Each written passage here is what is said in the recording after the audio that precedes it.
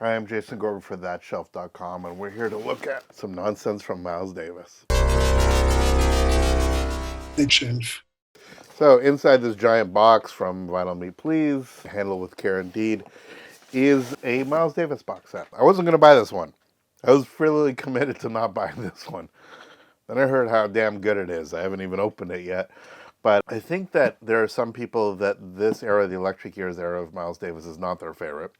It's absolutely my favorite. I love when Miles, right in that like late 60s, early 70s, Electric Miles, sort of, he was listening to a bunch of Sly and Family Stone, and I think that he was sort of pissed off that Sly was getting all these fans doing stuff which was not night and day away from the jazz stuff, the adventurous jazz stuff, that post-bop era, even the modal stuff. The difference between modal jazz and funk is not a lot in terms of the actual musical output. And so I think that he really actively sought out a bunch of young, really hot players, some that he had actually worked with before, but others that he would surround himself with. And if you look at the sort of the whole notion of fusion of that era, all the people that came out of some of these specific projects, particularly Bitches Brew, if you look at that, it's like an all-star cast of everybody who would help define the music for at least a decade, if not to this present day. I've spent a bunch of time in this era, which is really the Bitches Brew era. That's sort of the main thing that everything sort of branches off of. Ironically, on vinyl, I haven't bought Bitches Brew. I mean, it was a fortune on MoFi. I just didn't get it. It's coming out hypothetically on One Step. The Miles One Steps have been sort of the Miles Davis Mobile Fidelity records have been stunning successes. They're incredible. Everything has been really, really beautiful to listen to. And I've been super excited about that, and I kind of assumed that's the way I was going to go. The box set came out, I'm like, really, do I want to go through the box set? And then some people that I really respect have said really positive things about this in contrast to what, in direct comparison to some of the Mobile Fidelity stuff. And for these records that I really genuinely love very much, it seems ridiculous that I didn't get a chance to actually pick this up while I could. I don't know. This isn't selling like the Grateful Dead stuff. You know, it's Miles Davis, but it's a particularly sort of relatively complicated era for people. This is not kind of blue, the sort of jazz record for the people who don't even like jazz. But this stuff I'm super interested in digging. But before we do that, I want to look at some of the other nonsense that I have that sort of speaks to one reason I was relatively reluctant to go ahead and pull the trigger on it. I have this guy. So this is the MoFi version of Silent Way. Amazing, amazing, amazing, amazing record. One of my top records of all time. Unlike some of the very intense stuff that's going on in this era, this is definitely an electric record, but it's a very chill one. This is one that, you know, just when I'm a shitty day and I just want something that is still compelling musically. This is not background music, but this is stuff to absolutely dive into. It's really, really quite stunning. So that's that version of that record.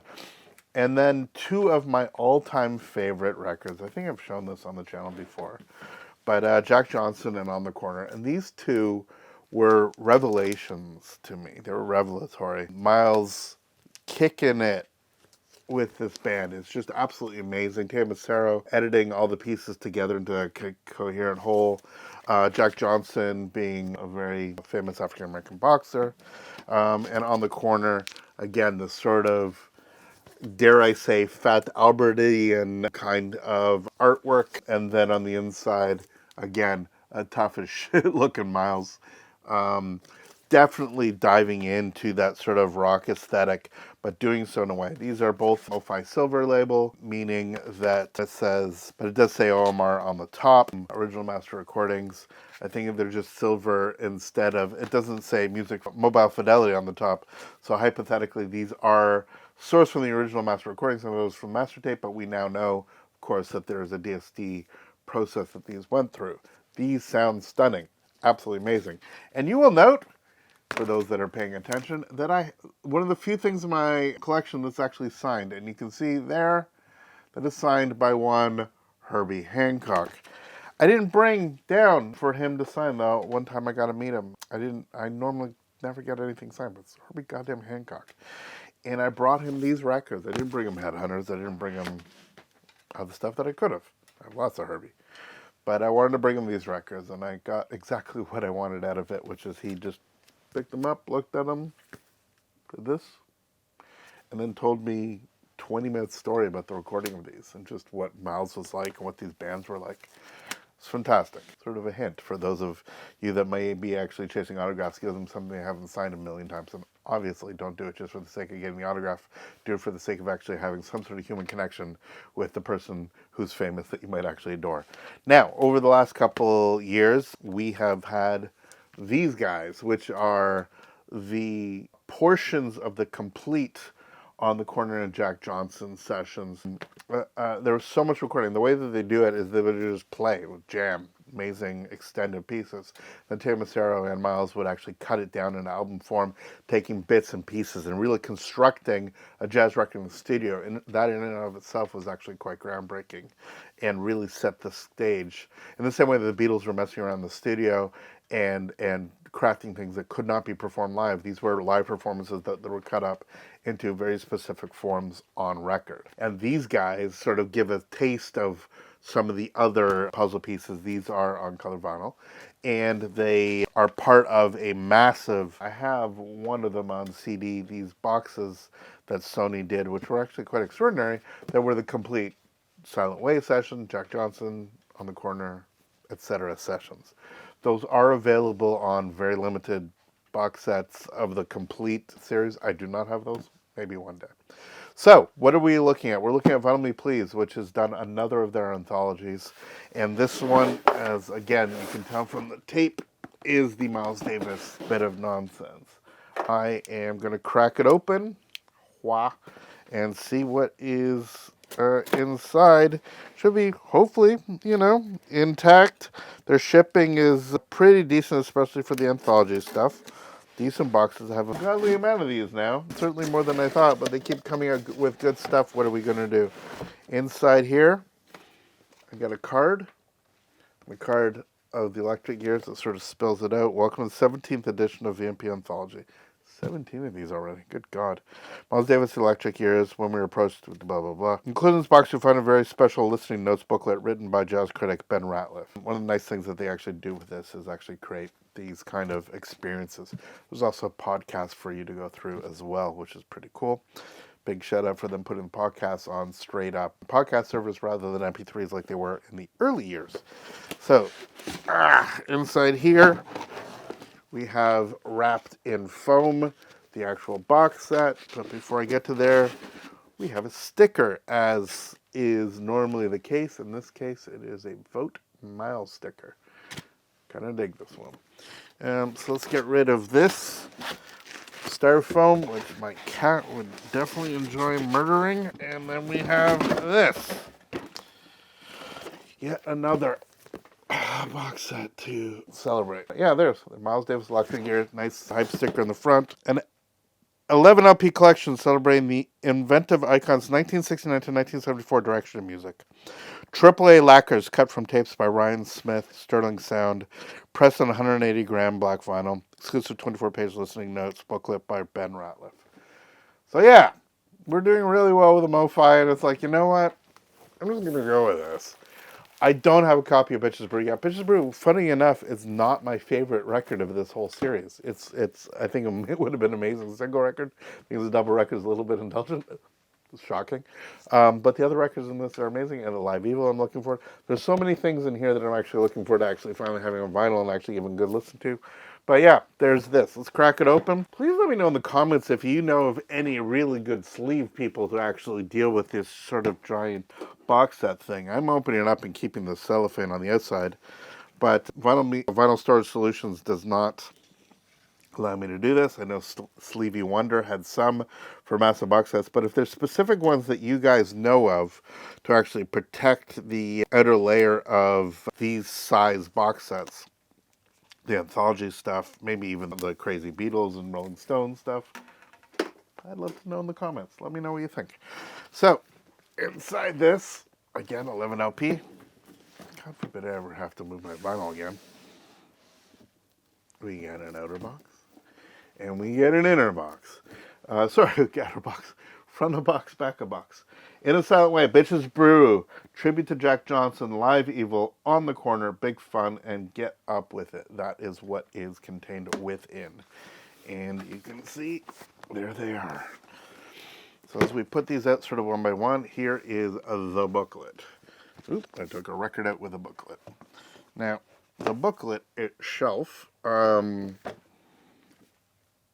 beautifully printed.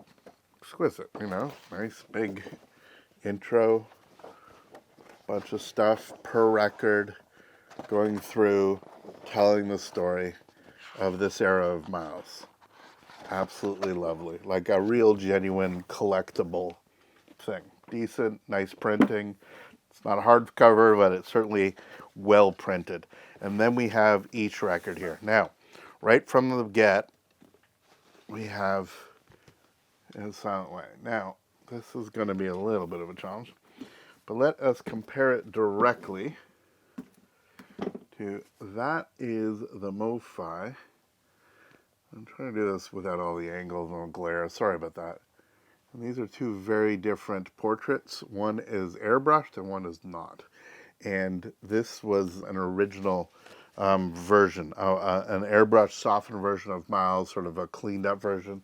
And this is a more scars and all version. This is original artwork that actually comes with the box set, and this was the one that actually ended up being used. It's a whole thing, but nonetheless, both of them look great, but the printing on this is absolutely stunning. Really, really beautiful. Whatever they're using now, I don't think it's still Stoughton, but whoever's doing their tip-on style jackets, it's just absolutely beautiful. Not numbered. There's no VMP indication, it seems, on this record. We just know that it's there. Directions and music by Miles Davis. The records themselves come in polyline sleeves, and it is just normal ye old black vinyl. Let's see what it says here, if I can actually read anything in the matrix about where it's pressed. I'm usually really bad at this. I see the Ryan Smith, the RKS in there. I don't see the, pretty sure it's cut at RTI, but I don't see specifically where that might be. Much smarter people than me will actually know what to look for on that. But nonetheless, the record, you know, looks like a record. Absolutely perfect. No fingerprints, no schmutz. Looks brand new. And again, if you've been watching this channel, you know, I've been cracking open, there's stuff on that. That's from me just handling stuff floating there. You know that I have been opening brand new collectible stuff, giant box sets, and there's like fingerprints and there's marks on it. It's like perfect. Perfect. Let's see if it sounds perfect, but I couldn't be happier. Right there. So In the Silent Way, first one. The next one again, Bitches Brew. Double record set. This is going to make that crack sound a little bit. Artwork is just absolutely stunning. And the records themselves again, polyline sleeve, which will be replaced. Of course, final storage solution. Absolutely immaculate. So happy. A record again. I'm going to give another shot. I think what it is this record in many ways is just so overwhelming. And it's so, for lack of a better word, noodly, that I just think that I have to give it a shot. I know what it means and I know what it births, but it's just, it never hit me the way that some of the other records did that I just sit down and listen to as records. This felt a little bit like homework, and I'm really wanting this version to be the version that I actually sit down and potentially even fall in love with. Miles Davis on trumpet, Wayne Shorter on soprano, Lenny White on drums, Bernie Maupin on bass clarinet, Chick Corea on electric piano, Jim Riley on percussion, Jack DeJohnette also on drums. I mean, it's ridiculous. Harvey Brooks, Charles Elias on drums, Dave Holland on bass, John McLaughlin on electric guitar. Also Joe Zawinul on electric piano, Larry Young also. Just preposterous level of musicianship on here. And yeah, all sort of assembled along with Miles and his collaborator. That's Bitches Brew. Again, looking absolutely positively lovely. Here's Jack Johnson, which again is the other cover. The one that you saw on the MoFi is basically, this is the front, this is the inside. This is the sort of version of this cover. Jack Johnson, Rise of Jack Johnson to World Heavyweight Supremacy in 1908 was a signal for white envy to erupt. Very political record, told through instrumentally. There's a ferocity to the music, which is absolutely amazing. Jack Johnson, absolute slamming masterpiece. What a record. And then in between here, we have the Miles Davis Live. You can see the sort of direction, it's sort of psychedelic Afrocentrism, the Live Evil. I mean, just what a record. One I've never owned. I have not sat down and listened to this as much as I should. Yeah, it's just ridiculous. Yeah, again, Miles Davis trumpet, Keith Jarrett piano, Michael Henderson bass, Jack DeJohnette drums, John McLaughlin, Gary Bartz, Dave Holland on some of the tracks. It's just, I get checked. Ugh. It's going to be amazing to actually dig. Just incredible, incredible guys putting it all together. Live Evil. Then again, we have the on the corner, this one being a gatefold. So the on the corner gatefold, very similar, same thing. Again, the artwork looking super, super fresh. Some softness on the text, but that is absolutely original. I'm going to pull these guys out on the corner. Beautiful. And then these two records, again, I have never owned. I had them when they're a giant box set, CD set, and I'd given them a listen to then, but I've never really dug into them as much as I can, and this is one of the reasons that I know that this will make me do so, as it were. Big fun. You can see not dissimilar to the On the Corner sort of shtick, the cartoony stuff. The inside. Look at that. Look at that. Absolutely amazing. Miles and his horn. Another record set. Pull out the gatefold double record. Beautiful. Great Expectations. Ify, I think it is. It's not. Go Ahead, John, and Lonely Fire. Forgive me. That is not how that is pronounced. Yeah. Herbie back. Chick back. Chick Corea back. Ron Carter. Just preposterous. John McLaughlin Electric. I mean, amazing, amazing stuff. And then finally, this guy, and this is a record I definitely don't know at all. Get Up With It. Again, same era, same kind of stuff for Duke. That's interesting. All right. Again, a Tim Macero record, along with Billy Jackson on one of the tracks. I mean, we got Mtume on Congo, amazing percussionist. I know him from other stuff. Al Foster, Peter Cosley, Dominique Gomo. At a very different band here, not the same old guys. Those guys sort of, by this point in time, had actually moved on to form their own bands, frankly. And from there, sort of helped change jazz entirely. And so for this is an entirely new group from the other, but at its core, it is still Miles. Polyline sleeves, as always, really nice. I mean, it's certainly a little bit more specific, and in some ways a little bit more dated than the others. But yeah, we got a track named Billy Preston. I think I'm going to actually really dig that one. Billy Preston without Billy Preston on it, of course. Yeah, that's our look. Again, unless I'm crazy, this is not a numbered box. Let me double check the outside. Maybe numbered somewhere. Oh. No. Oh, there we are. Excuse me. So it's one of those annoying things. It's black writing. I have 1,598 of 2,000. And that is actually written on the box. I don't know if you can see that. There we are. So that angle. So that is my numbered, handwritten on the actual outer box. Yeah, that's our look at Miles Davis, The Electric Years from Vinyl Me Please. I have a lot of records to go through, a lot of listening to do, but this really is, not only is the book going to be important, the podcast is going to be important, but this is just right in that sweet spot, that era of Miles where some of my favorite records of all time are part of this set, and then a bunch of records I don't know are part of this set. And the fact that they're all part of the same conversation is extremely, extremely exciting to me. And I cannot wait to dig in, and I'm super excited that I actually have it. I mean, it was not cheap, but it's something that I think that I'll absolutely explore for many, many years to come. And as my musical education improves, as my ability to sort of navigate some of this slightly more esoteric stuff gets a little bit incrementally better, I think that this is something that will become the core of one of the cores of my Miles Davis library. Absolutely. for thatshelf.com. I'm Jason Gorber. Thank you so much for watching. Let us know in the comments if you're a big fan of this era of mouths or just a fan of jazz in general. I'd love to hear what you think if you actually have this set. That would be fantastic. Please subscribe, follow us on social media, and we will see you next video. All the best. Take care.